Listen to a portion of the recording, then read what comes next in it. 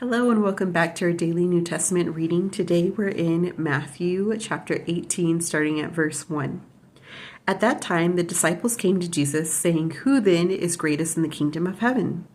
Then Jesus called a little child to him, set him in the midst of them, and said, "Assuredly, I say to you, unless you are converted and become as little children, you will by no means enter the kingdom of heaven. Therefore, whoever humbles himself as this little child is the greatest in the kingdom of heaven. Whoever receives one little child like this in my name receives me.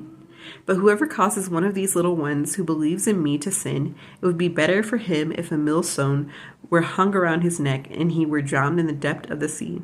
Woe to the world because of offenses, for offenses must come, but woe to that man by whom the offense comes." And so this section reminded me of Galatians, and we're going to read starting from chapter 5, verse 22.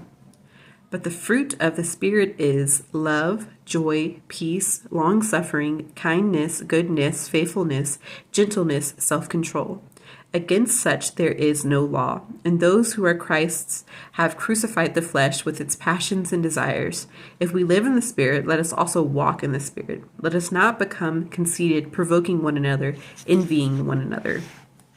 Brethren, if a man is overtaken in any trespass, you who are spiritual restore such one in a spirit of gentleness, considering yourself, lest you also be tempted.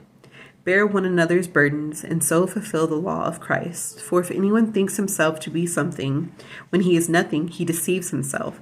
But let each one examine his own work, and then he will have rejoicing in himself alone, and not in another. For each one shall bear his own load. Let him who is taught the word share in all good things with him who teaches. Do not be deceived. God is not mocked. For whatever a man sows, that he will also reap. For he who sows to his flesh will of the flesh reap corruption, but he who sows to the Spirit will of the Spirit reap everlasting life.